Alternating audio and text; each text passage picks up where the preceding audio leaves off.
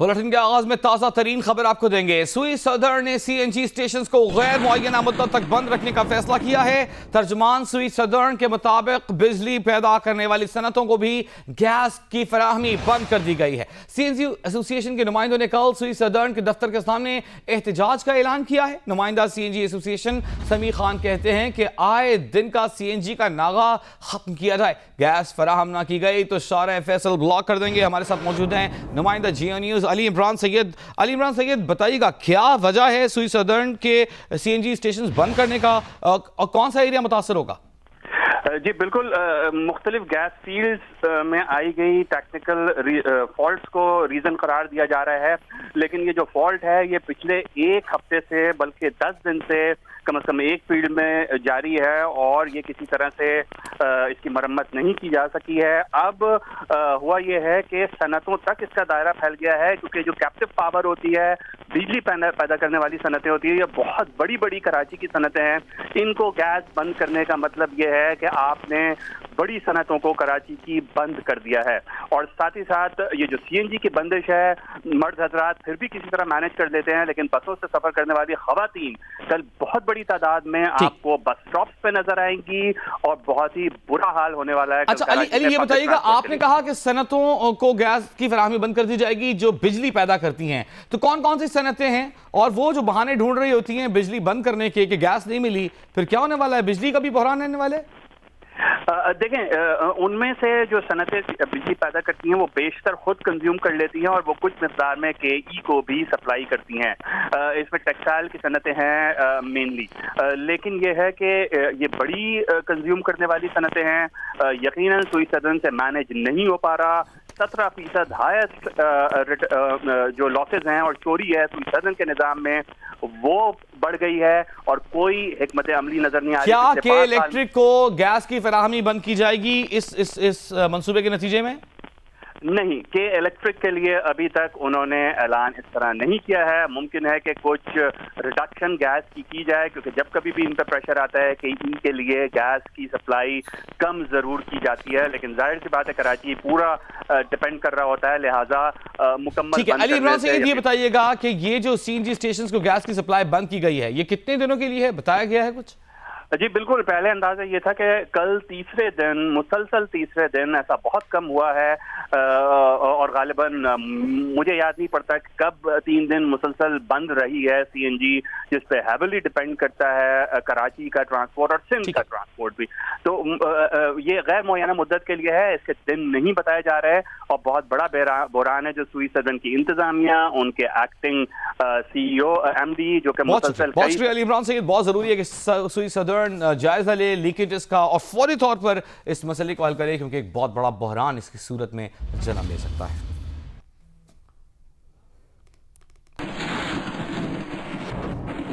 मुस्लिम league नून के लिए एक ही दिन में 3 बड़े धचके। साद रफीक और सलमान रफीक को पैरागॉन हाउसिंग स्कीम स्कैंडल में अबूरी जमानत की दरखास्त मुस्तरद होने पर गिरफ्तार कर लिया गया। साथ हमजा शहबाज को लंदन जाने से रोक दिया गया, एयरपोर्ट से घर भेज दिया गया, नाम ब्लैक लिस्ट में शामिल कर दिया गया।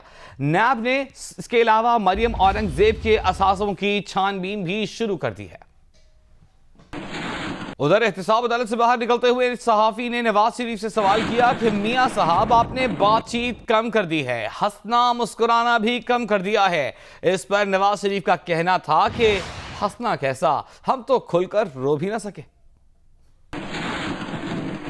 आपने बातचीत बहुत कम कर दी है, आपका हंसना मुस्कुराना भी कम हो गया, बातचीत बहुत कम करते हैं आप।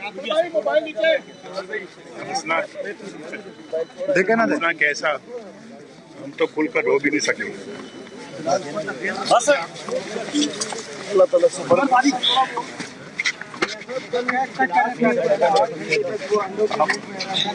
मैं बड़ी माफी चाहता हूँ, आप मुख्तसर सा जवाब दिया मैंने, लेकिन वो दिल से जवाब आ गया।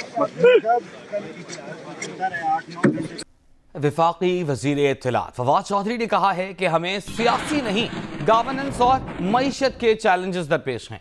मीडिया से गुफ्तगू करते हुए फवाद चौधरी ने कहा कि नवाज शरीफ और आसिफ जरदारी तो अपने आखिरी इलेक्शन लड़ चुके। नवाज शरीफ और आसिफ जरदारी की जिंदगी में कोई सस्पेंस बाकी नहीं रहा। नवाज शरीफ और जरदारी की जिंदगी का सस्पेंस बस यही है कि बाकी जिंदगी जेल में गुजारनी है या घर में। कौमी असम्बली में कायदे हिज़्ब इख्तिलाफ, शहबाज शरीफ की स्पीकर कौमी असम्बली से 1-on-1 मुलाकात में शहबाज शरीफ ने ख्वाजा बरादरान की गिरफ्तारी पर तहफ़्फ़ुज़ात का इजहार किया। अपोजिशन लीडर ने स्पीकर से साद रफीक के प्रोडक्शन ऑर्डर जारी करने की दरख्वास्त भी की। शहबाज शरीफ ने स्पीकर को पब्लिक अकाउंट्स कमेटी की चेयरमैनशिप पर अपोजिशन जमातों के इजलास के फैसले से भी आगाह किया।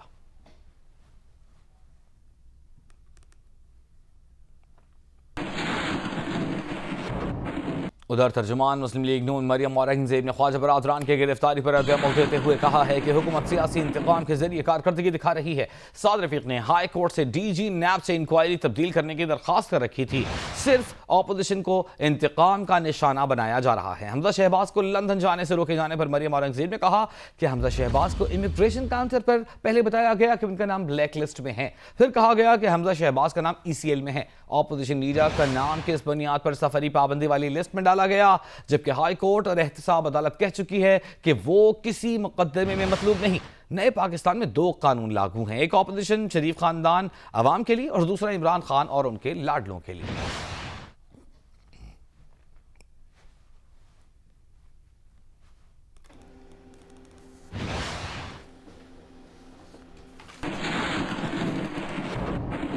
और अब बात करेंगे कराची सर्कुलर रेलवे चलाने के लिए रेलवे की जमीन खाली कराने का काम कराची में शुरू कर दिया गया। तजावुजात के खिलाफ ऑपरेशन का आगाज गरीबाबाद से हुआ। भारी मशीनरी से तजावुजात का खात्मा किया जा रहा है। इलाका मकीनों ने इस पर एहतजाज भी किया और मुतबादल जगह देने का मुतालबा भी किया है। रेलवे अराजी अब वागुजार होने जा रही है, लेकिन सर्कुलर रेलवे कैसे चलेगी अब तक कोई प्लान मंजर आम पर नहीं है। इसी खबर पर बात करेंगे। हमारे साथ टेलीफोन लाइन पर मौजूद हैं वजीर रेलवे जनाब शेख रशीद अहमद साहब। बहुत शुक्रिया शेख साहब, आपने हमें वक्त दिया। सबसे पहले तो ये बताइएगा कि सर्कुलर रेलवे चलाने के लिए क्या अपडेट है आपके पास? हेलो जी शेख साहब, अगर आप हमारी आवाज सुन सकते हैं तो बताइएगा सर्कुलर रेलवे चलाने के लिए आपके पास क्या अपडेट है? देखें जी, ये 260 एकड़ जमीन है हमारी सर्कुलर रेलवे की। इसमें 21 एकड़ पे जो है इंक्रोचमेंट है। 21 एकड़ में से 2 एकड़ खाली हुई है और हम इनको जमीन भी देने के लिए तैयार हैं मुतबादल। जो हमारी रेलवे में 21 एकड़ जमीन है, हम इनको जमीन देने के लिए तैयार हैं। और जब ये जमीन खाली हो जाएगी तो फिर हमारी डिजाइनिंग भी है, और ये क्योंकि CPEC का भी एक हिस्सा है जो मेन मिलेगी आगे जो ब्रिक रोड से। तो हम तो चाहते ही हैं कि अपने तौर पर हमारे पास जो जगह है रेलवे की, अगर गवर्नमेंट हमें कहेगी तो जो रेलवे की इंक्रोचमेंट पे लोग हैं उनको हम मुतबादल जगह देने के लिए तैयार हैं।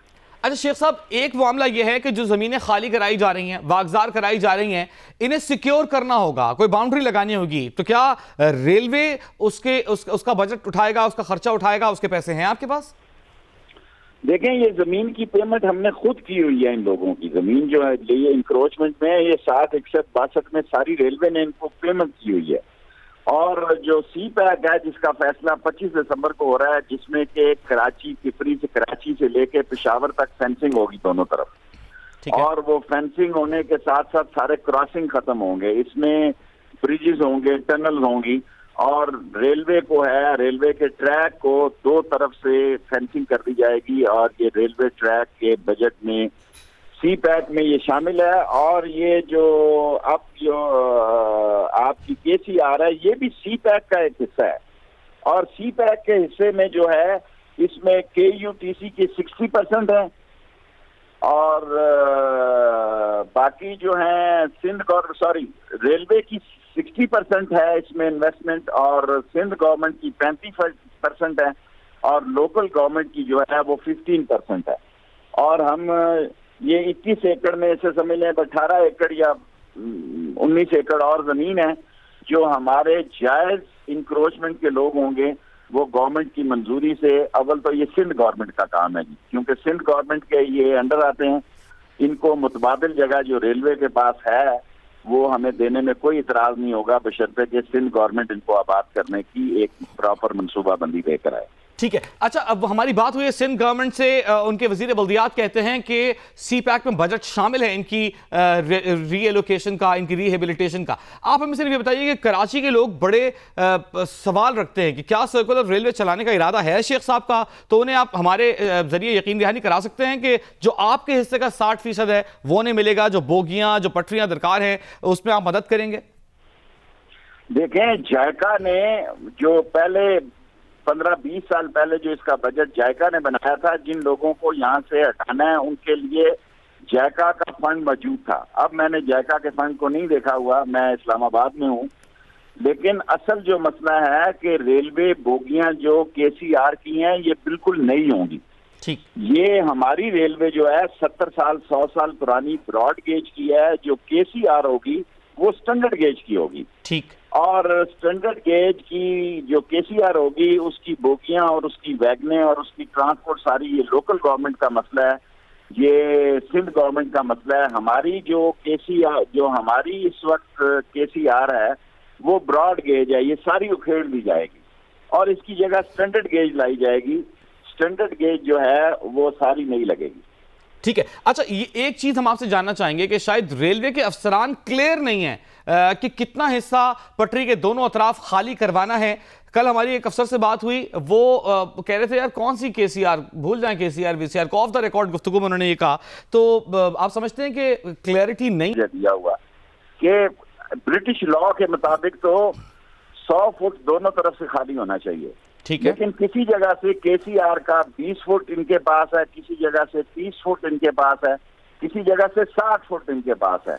हमारा 100 फुट क्लियर हो जाए तो हमें किसी से कोई वास्ता नहीं है, क्योंकि आइंदा आने वाले दौर में कराची टू पिशावर या कराची टू रावलपिंडी इतनी बड़ी इन्वेस्टमेंट है। जनूबी एशिया जो है वहाँ रेल को बहुत अहमियत मिल रही है। फास्ट ट्रेन की जो हमारी नई ML1 है जो कराची जाओ ये मिलेगी लांडी पे ट्रिक रोड पे, उसकी स्पीड मिनिमम 160 होगी और 265 तक जाएगी वो।